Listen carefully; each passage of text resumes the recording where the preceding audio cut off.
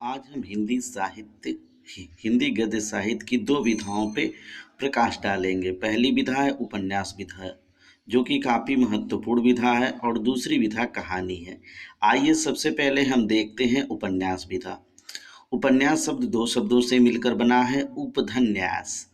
उप का मतलब समीप, न्यास का मतलब धरोहर, अर्थात समीप में रखी हुई धरोहर। समय पर समीप में रखी हुई वस्तु जिसे पढ़कर ऐसा प्रतीत हो यह हमारी ही कहानी हो और हमारे ही शब्दों में लिखी गई हो, उसी को हम उपन्यास कहते हैं।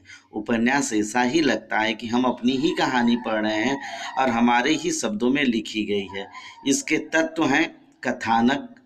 पहला तत्व है कथानक, अर्थात कोई न कोई कहानी होनी चाहिए, उसमें पात्र होते हैं, पात्रों का चरित्र चित्रण होता है, कथोपकथन होता है, वातावरण होता है, और जीवन दर्शन और उद्देश्य होता है। प्रत्येक उपन्यास का कोई न कोई जीवन दर्शन होता है, उद्देश्य होता है, और उपन्यास में जीवन के किसी एक महत्वपूर्ण समय का वर्णन होता है, और वो महत्वपूर्ण समय हो सकता है किसी मनुष्य के पूरे जीवन काल का ही वर्णन हो।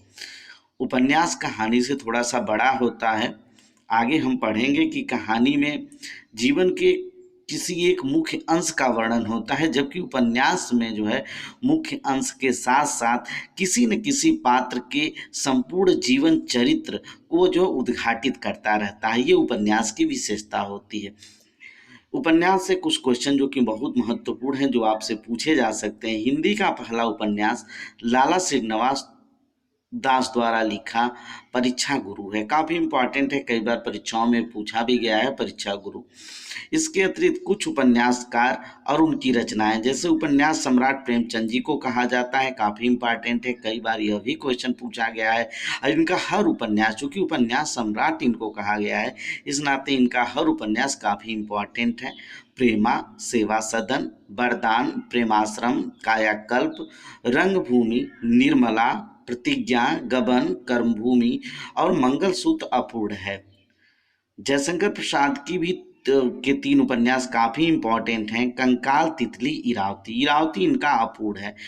यशपाल जी की बात तो सबसे निराली है। दिव्या, जो कि हमारा फेवरेट उपन्यास है, सबसे फेवरेट उपन्यास है दिव्या, और हमारे लोक सेवा आयोग का वह एक प्रमुख उपन्यास भी है। दिव्या, अस्मिता, झूठा सच, कामरेड, यह जो है यशपाल जी का प्रमुख उपन्यास है। अयोध्या सिंह उपाध्याय हरिऔध, चूँकि आजमगढ़ जनपद के रहने वाले थे, इनके भी दो उपन्यास काफ़ी इम्पोर्टेंट हैं, ठेठ हिंदी का ठाठ और अध खिला फूल। इसके अतिरिक्त कुछ और भी उपन्यास हैं जो परीक्षाओं में आपसे पूछे जा सकते हैं। अमृतलाल नागर का सुहाग के नुपुर काफ़ी इम्पॉर्टेंट है। राही मासूम रजा का आधा गांव, जो भारत पे जो है पाकिस्तान त्रासदी पर निर्मित है। कृष्णा सोबती का जिंदगी नामा, और देवकी नंदन खत्री का चंद्रकांता संतति भूतनाथ की कोठरी, ये जो है रहस्यमय उपन्यास इन्होंने लिखा है। और शरद चंद्र चटर्जी का देवदास और चरित्रहीन आदि प्रमुख उपन्यास हैं। तो ये काफ़ी इम्पॉर्टेंट है, और इतने ही एक नॉर्मल व्यक्ति को, जो सामान्य हिंदी का विद्यार्थी है जिसको पेपर देना है, इतने उपन्यास उसे पक्का याद होने चाहिए। इसी में से लगभग प्रश्न आ जाएगा। अगर किसी भी उपन्यास को उठाएंगे तो यहाँ से जरूर उठा लेंगे। कहानी, कहानी गल्प एक रचना है, और यह हिंदी गद्य साहित्य की एक सबसे प्रचलित विधा है, जिसमें जीवन के किसी अंग या किसी एक मनोभाव को प्रदर्शित करने करने का लेखक का उद्देश्य होता है।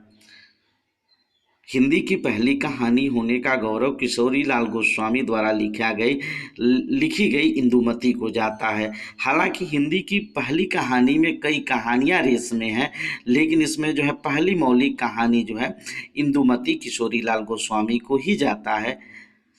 आते हैं कुछ प्रमुख कहानीकार और उनकी रचनाएं। सबसे पहले इसाक अल्लाह खां की कहानी, रानी केतकी की कहानी, ये भारतेंदु युग के पूर्व के जो है लेखक रहे हैं।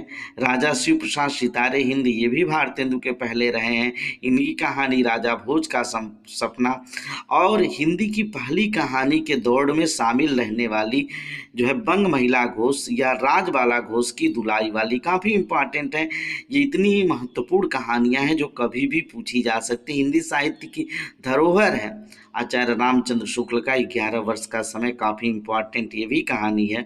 मुंशी प्रेमचंद जी एक उपन्यासकार होने के साथ साथ एक प्रमुख कहानीकार भी थे, और इनकी हर कहानियाँ काफ़ी इम्पॉर्टेंट हैं। इनकी बहुत सी कहानियाँ हैं, और इनके सारे कहानियों का संग्रह जो है मानसरोवर में है। मानसरोवर 8 भागों में है। आप समझ सकते हैं कि 8 भागों में कितनी कहानियाँ होंगी, लेकिन इनकी कुछ महत्वपूर्ण कहानियाँ जो कि हमारे लिए प्रेरणा स्रोत रही और हम लोगों ने पढ़ा भी है। पंच परमेश्वर, बूढ़ी काकी ईदगाह, प्रेरणा, ठाकुर का कुआं, कफन, ये सारी जो है इनकी प्रमुख कहानियां हैं। जयशंकर प्रसाद जो है प्रमुख कहानीकार थे। पुरस्कार आदि, इंद्रजाल, प्रतिध्वनि इनकी प्रमुख कहानियां हैं। कहानियों के अतिरिक्त उपन्यास भी लिखते थे, लेकिन पुरस्कार आदि, इंद्रजाल, और सबसे महत्वपूर्ण कहानी जो है पुरस्कार में है, जिसमें मधुलिका अपने जो है व्यक्तिगत प्रेम का उत्सर्ग जो है राष्ट्र प्रेम के ऊपर कर देती है। सुदर्शन की हार की जीत, निराला जी की चतुरी चमार, यह जो है काफ़ी एक महत्वपूर्ण कहानी है। राहुल शंकरत्यायन के सतमी के बच्चे, यह भी एक महत्वपूर्ण कहानी है। गिरिराज किशोर का पेपरवेट, राधिका रमण सिंह का कानों में कंगना, और चंद्रधर शर्मा गुलेरी, उनकी एक कहानी जो कि हमारी सबसे फेवरेट कहानी है, उसने कहा था, काफ़ी इम्पोर्टेंट है। इसमें जो है एक आदर्श प्रेम को दिखाया गया है। सुखमय जीवन, बुद्धू का कांटा, इनकी प्रमुख कहानियां हैं। और मेरी फेवरेट स्टोरी जो है उसने कहा था, और मेरा उसने कहा था मेरा फेवरेट उपन्यास जो है, मेरा सबसे महत्वपूर्ण उपन्यास दिव्या है। तो आप भी कहानी को पढ़िए और अपनी महत्वपूर्ण कहानी को जो है समझिए, जानिए। साहित्य में ही जीवन का पूरा सार निहित होता है, और साहित्य पढ़ने से हमें आनंद मिलता है। तो आज आप लोगों ने जो है प्रमुख कहानियों के बारे में पढ़ा और उपन्यास, फिर आगे हम हिंदी गद्य की दूसरी विधाओं के बारे में भी आपको जानकारी देंगे। लेकिन यह इतने महत्वपूर्ण टॉपिक हैं कि इनको जो है आप क्या कर लीजिए, 2 बार वीडियो को देखिए, अत्यंत पश्चात लिख लीजिए। और कोई भी पेपर बनाने वाला जब कहानी और उपन्यास की बात करेगा तो यहाँ से ऊपर वो नहीं जाएगा सामान्य हिंदी के पेपर में। और साहित्यिक हिंदी के लिए भी इम्पॉर्टेंट है। इतनी चीज़ें तो पक्का आपको आनी चाहिए, इसमें से अगर कोई चीज़ नहीं आ रही है तो आपकी वो कमी है, ठीक है। और उसी तरह से जो है उपन्यास में भी इतने उपन्यासों की जानकारी आपको पक्का होनी चाहिए।